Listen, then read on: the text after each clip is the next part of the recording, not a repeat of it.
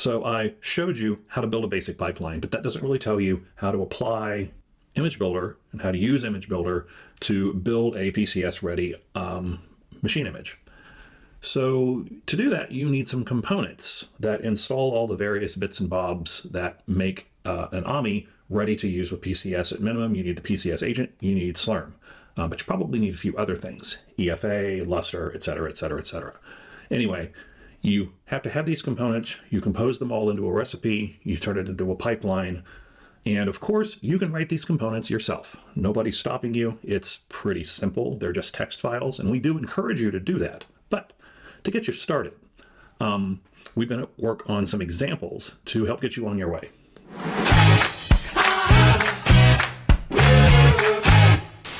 I want to introduce to you the HPC-ready AMI's HPC Recipe. So this is under PCS, HPC-ready AMI. There's a whole lot of information in here. So we're going to start with the image builder components in HPC-ready AMIs.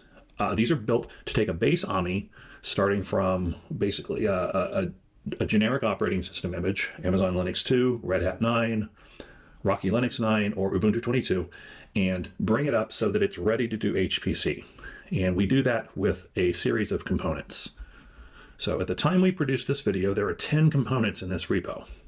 And I'm just going to drill down and we can talk through them by name.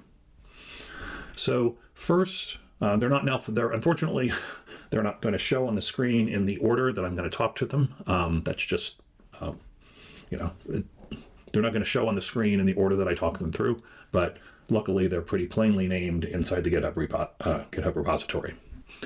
The first is Update OS. So this updates the operating system and all the installed packages and security patches. You don't have to use this, but I really recommend that you start your AMI building process by running Update OS. The next is Optimize Performance. So this applies some settings that we in our loads of experience running HPC on AWS have found help with cluster performance. It's optional. Even if you don't want to run it, take a look inside and see what we do, what we recommend that you do on your own AMIs. Next, we have install PCS agent and install PCS Slurm. These install the PCS agent and the version of Slurm that works with PCS. These are mandatory for making an AMI ready to use with PCS. So next we have install EFA. If you're going to use EFA, you need EFA software installed on your AMI. You can manually do this. You can read the instructions, et cetera, but this component can help. If you don't need EFA, then you don't actually have to include this component when you build your AMI. The next is install Luster. So same story as with EFA. If you're going to use FSX for Luster, then this component can help install the Luster software. If you don't need Luster, you don't need to install it. Next, we've got install EFS utils. So on Amazon Linux, this is just, you just install it from the system package manager. On the other supported operating systems for PCS, this actually is built from source. So this takes care of that. It abstracts it behind the scenes. Basically, it makes it so that EFS is a native file system, a natively recognized file system in your Linux environment. You could just mount it without having to worry about the fiddly parts of NFS. The next is install CloudWatch agent. So this component makes sure that CloudWatch agent is installed and ready to be configured on your instances. Now, you still have to provide a configuration for CloudWatch. You can do that in the launch template for the node group, or you can do it by including the configuration on the AMI. We don't do that for you here. All this component does is make sure that CloudWatch agent is installed on the AMI and ready to go. Next, we have install SSM agent. So a lot of AMIs that you find in the marketplace, etc., have SSM agent already installed. However, some don't. So this component makes sure that it's installed and that it's enabled and ready as a service so that you can use SSM with your PCS compute node group instances. So finally, probably my favorite, we have install Spack. So this installs Spack package manager with optimizations for the instance type that you're running on, and it configures the Spack binary cache. It doesn't add any significant user land software, applications, HPC applications and libraries, but it does prepare you to use Spack to do further software installations down the line. We'll talk through that a little bit, and we'll show demonstrations of that in this video and in other videos as well. So each component here is available as a standalone CloudFormation template. That's what these YAML files are. You can deploy each one of these individually. Let's just look and see what one of them looks like. Here's the one for installing CloudWatch agent. These are the commands that get run. It pulls in a couple of files and then runs install CloudWatch agent. There's also an all-in-one template that will take all of these files and deploy all of them as components in your AWS account. So that is found as imagebuildercomponents.yaml. Basically, this is just going to have, it's going to be a nested set of CloudFormation stacks, all managed by kind of a parent stack. So let's go ahead and run that all-in-one template so that we can actually see these components in Image Builder. So let's go to CloudFormation, and we're going to create stack. We're going to upload a template file. Okay, you don't have to do anything with these two configuration parameters. This is just for developers of the PCS armies assets here. Good. And in just a couple of minutes, there's not much going on under the hood. So in just a couple of minutes, this stack will run, and then we can go and check out what it deployed in the Image Builder console. Status is create complete. Let's go look in the Image Builder console, making sure we're in the correct region. Components, there they are. You'll notice these have long names on them, and that's because these are namespaced by the stack. That's so that you can have multiple deployments of these components. Otherwise, things tend to crash into one another. But the important part is just at the beginning here. Update OS, SSM agent installer, Spack installer, etc. So let's go look at that CloudWatch agent installer. Here it is. Remember when we looked at this, these commands, this structure was embedded in the YAML file that represents this component. So this is how that representation ends up modeled inside the Image Builder console. So with all these components in hand, let's build an EC2 Image Builder pipeline that actually uses these components to build a real live AMI. Image pipelines, there's our original one demo that doesn't do very much exciting. So now let's do demo IB. Again, we're just going to make it manual. We're going to create a new recipe. CFNIB. Again, give it a semantic version. Select manage images. We're going to do the same thing as before. Amazon Linux 2, kernel 5, x86. And now we have our components. So this is where it's a little bit different. Before we used Amazon managed components. Now we want components that are owned by me. And look at this. Here are our components. So we're just going to go through and I'm going to click them all. The order that you click them doesn't matter because we can reorder them in just a moment. Now, do you remember in our previous pipeline, we also rebooted the system after we updated Linux? Or we don't have to build or maintain our own reboot the system component. Instead, we can go and we can add the one that comes from Amazon. So let's look for reboot Linux. Now let's go down and order these things. So the first thing we want to do is we want to update the operating system. So let's drag that to the top. After we've updated the OS, we know we want to reboot.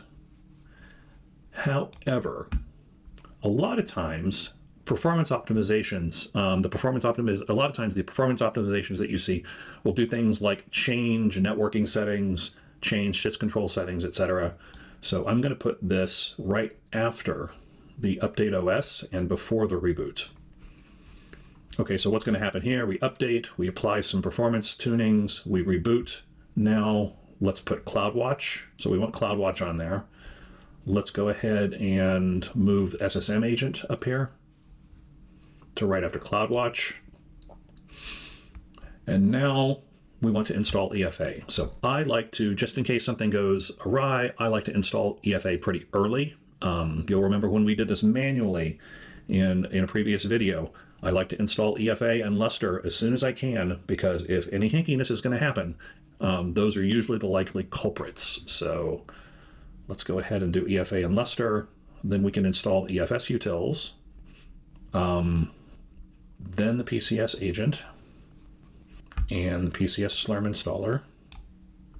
And then finally, we'll finish things off with the Spack installer. So we're not going to fuss with any of these, but I want you to note that there are some input parameters. So for instance, in the Spack installer, there is actually a prefix parameter that gets passed into the Spack installer. So if we don't specify anything, the default value is /opt, and this means that Spack will be installed at /opt/Spack. If we wanted to put this somewhere else, somewhere like, if we wanted to put Spack at /software/Spack, we could actually specify this prefix and it will get passed in at image build time. But we're just going to go back to the original /opt. We're not going to add any testing sequence. We do need to make this a little bigger. So let's make this a default, call it 32 gig storage volume. Okay, image creation process, workflows are fine. We don't need to define infrastructure configuration or distribution settings. We'll create our pipeline. And if we wanted to build an image from this, what do we do? Okay, the resounding answer is we go and we click Run Pipeline. We can go, we can see the image is being built. We can go and we can track the log stream. It's going to be pretty boring now. It's just going to say that the image is coming up, or the EC2 instance is coming up. However, if we went back to our previous build, we could actually find that we can see every single step in the AMI building process, all the components that run log here, and all the other actions get logged in CloudWatch. So it's super handy for debugging things that are potentially going wrong. So our IB pipeline is building. However, there's a whole lot that doesn't get tuned or specified. You've got to do a lot of clicking and pointing and dragging, etc., in the image builder console in order to get this working. What if we wanted to automate even more of this? So we've already automated putting a bunch of components in place. What if we wanted to automate the entire process? Well, it turns out in the HPC recipes, in the HPC recipe for HPC-ready AMIs, we provide a all-in-one template that you can use and customize on your own to orchestrate all of this together.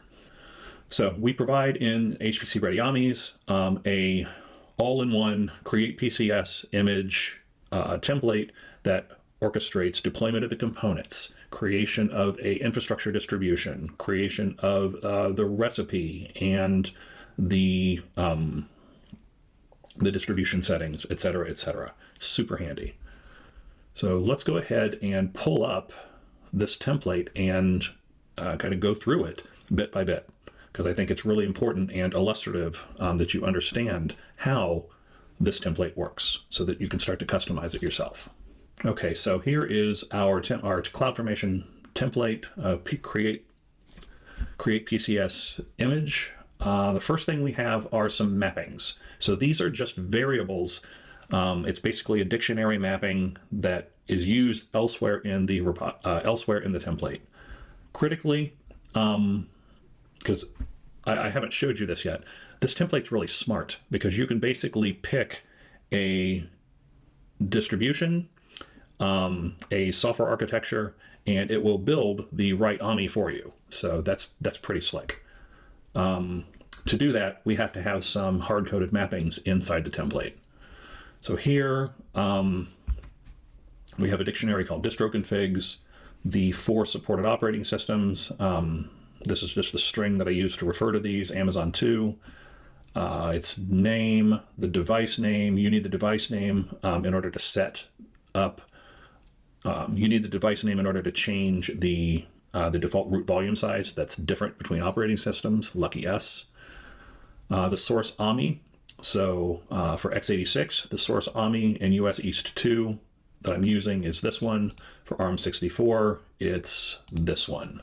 There's a lot of information about how I select these AMI IDs. I found these AMI IDs in the README for the HPC-ready AMI's recipe. But suffice it to say that it's different for each architecture, for each distro. So Amazon 2, Rocky 9, RHEL 9, Ubuntu 2204. Okay, so now we pick some parameters, and I'll show you what this looks like in the CloudFormation console. It's much more exciting there, but let me just walk through the template first. So we pick our distro. The allowed values are, mapped to the dictionary above. Architecture, we've got again allowed values. x86 ARM64 again maps to the mapping above. Semantic version. Now we start building out resources. So here's the component stack. This grabs the nested image builder CloudFormation template, deploys all those components all at once as a stack within this stack. So you basically have a stack that pulls in another stack that creates 10 other stacks. That's stackception. Here's the PCS image recipe. So the assumption is these are all deployed already. Their ARNs are exported as outputs. We programmatically design a name for this AMI. So it's PCS AMI, and then we name it after the distro architecture vendor, and then we throw the stack name on so that it's so that this can be multi-tenant within your account. We set up our distribution configuration. Again, it's pretty straightforward. If you want to adapt this, the very quickest thing that you can do is set additional AWS account IDs that you can share your built AMI with. To do that, just uncomment launch permission configurations and add these user IDs. But if you know some friends who you'd like to share your built AMIs with, this is a place that you can do it. Finally, the PCS image. This is kind of the higher order construct. This doesn't really do much on its own, but it kind of creates the dependencies. It serves as an organizer to create all these other dependencies. So here we have our AWS PCS, our AWS builder image, our distribution configuration, image recipe, and infrastructure configuration. So here we go. All right, so let's go ahead and launch this in CloudFormation. So we'll go to the CloudFormation console, create a stack, upload our create PCS image template, give it a name. We can pick our architecture, x86, ARM64, pick our distro. You don't have to do anything with respect to the HPC recipes configurations unless you're a developer of these recipes. We'll give it a semantic version, and we will kick it off. We got to go click the acknowledge buttons because we do some IM stuff behind the scenes. Okay, so bottom line, in about 15 minutes or so, what will happen is this will stand up an entire image builder infrastructure, including recipe components, infrastructure configurations, distribution settings, etc. And it will emit a built AMI in US East 2 for the selected architecture and operating system that we selected. So you can configure this on your own by editing the template, and that includes changing the region, tuning the configuration, how you like. This template that we provided is just a jumping off point. We really encourage you to understand everything that's going on inside it and adapt it to your own needs. All right, so there we go. That's that. So you can always deploy a CloudFormation stack in the CloudFormation console. It's also super handy to be able to deploy one from the CLI. So I'm going to show you how to do that because it also illustrates how you actually parameterize the thing. So here we are. I happen to have checked out the GitHub repository for HPC recipes just so that I have access to the create PCS image YAML file. You can also just download it. Theoretically, the template URL, you can just bring it in from the URL as well, but we're going to treat it as a local file. So here's our command. And let's just walk through this before we kick it off. So basically, I'm just going to capture the results of everything that's in this bracket as stack ID, which is going to be a stack ARN. And the command is just an AWS CloudFormation create stack command. We're setting the region, we're setting the capabilities. So these capabilities are the same as those checkboxes that you check at the end. And then the parameterization. So in your CloudFormation template, there are parameters in the parameter section, and this is how you set these in a CloudFormation create stack command. Basically, you provide pairs of parameter key and parameter values. So here we have the parameter key for distro, and the parameter value is Ubuntu 22.04. We do the same for architecture. And for semantic version, we actually do a neat little trick. Instead of making it like 001, we actually encode today's date as semantic versioning. So big Y M D will basically make it 2024.10.02. It's still a valid semantic version, but it also happens to be a date. We output just a text. We query for the stack ID. This is the name of the stack. And of course, here's the template body in local file, normal URI format. So we'll kick that off.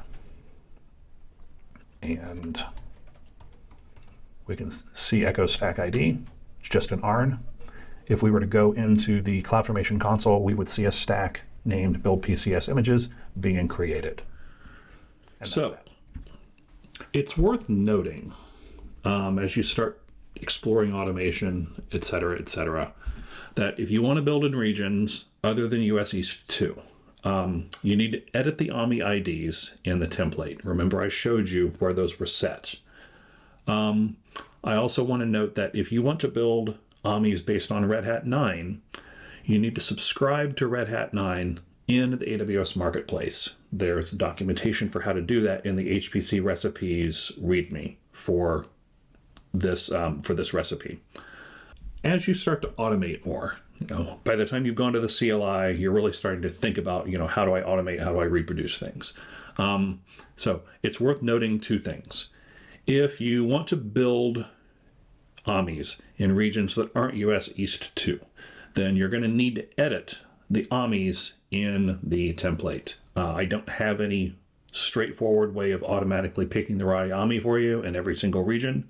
So just edit them where I showed you in the template. Second, if you want to build based on Red Hat 9 or anything derived from Red Hat 9, you're going to need to subscribe to Red Hat Enterprise Linux 9 in the marketplace first. You can find out more details on both of these points, how to find AMI IDs, how to subscribe to RHEL 9, etc., in the README associated with this HPC recipe camera. So remember how I mentioned that in the recipe that we just built on, there's not a lot of application software that gets installed. That's intentional. The whole idea here is that those managed components that we provide in the HPC-ready AMI recipe are a foundation. The idea is then you build on top of that foundation to install your own software that you actually care about. And the way that you do that, the way that you add in those details is you add your own image builder component. So I'm going to show you how to create an image builder component that uses Spack, that's already installed, by the way, to install application codes that you need. So to do this, we go to EC2 Image Builder. We're just going to do it in the console. We go to components. Here are all of the ones that are managed, but we can also just hand create one. So let's go ahead and pick a build type component. We set its operating system to Linux. Do not specify a compatible OS version. Name of our component, let's call it, let's install some CFD apps, specifically OpenFOAM. We'll give it a name. Again, it needs a version. We'll just cheat and call it version 1.000. And we provide a definition document. This is in YAML. You could start with an example. This will give you a real simple example that you can walk through and edit as you wish. Or we can just paste one in that I happen to have handy. Well, here we are. So the name of this component is CFD Spack environment. I've given it a description. This component installs some CFD applications. It requires that Spack is already installed. But again, that's easy because we've got a Spack installer component. This takes place in the build phase, and we actually have 2 steps. You don't have to do it this way. You can just do Spack install blah, blah, blah, blah, blah, blah, blah to your heart's content. I prefer to still break things up a little bit. So here, we're going to install OpenFOAM.org. This is the community version of OpenFOAM, version 10. And we just do that with Spack install OpenFOAM.org at 10. And we're also going to install the OpenFOAM supported version.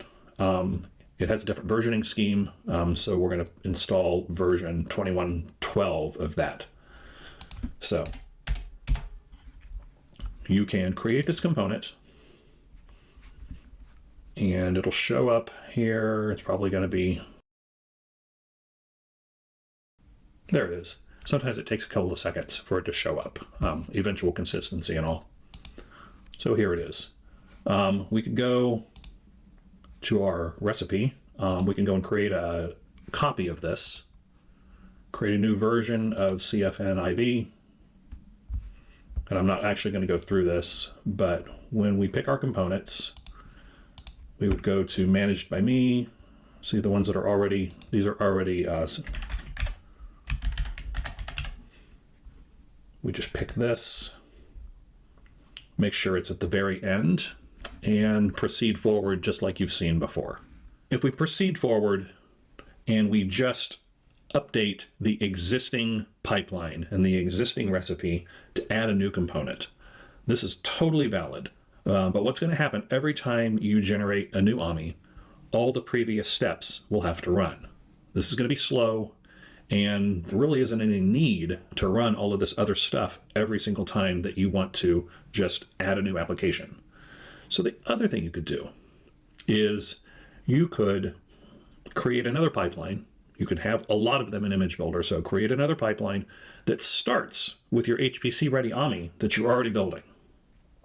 But now have a recipe that includes your custom install CFD apps component, or whatever your custom component is.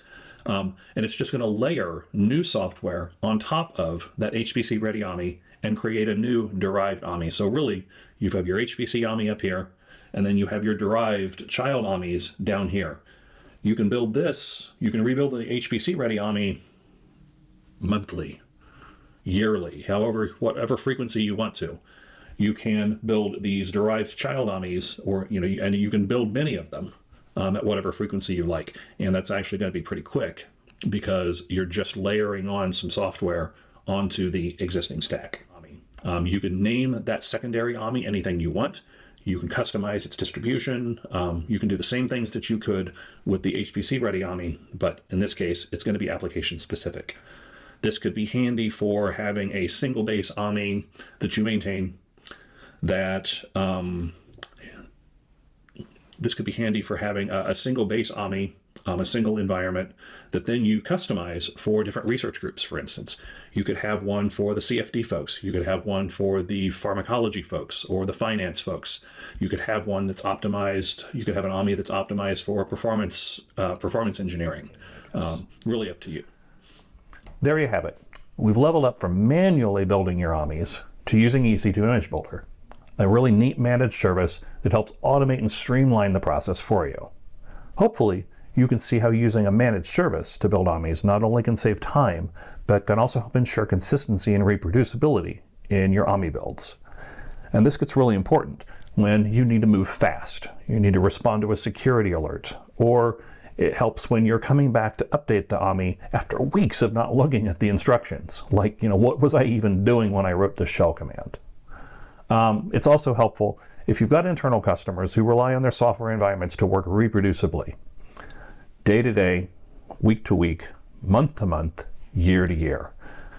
If you automate things, there's less chance of fat fingering how some key part of the software environment gets installed.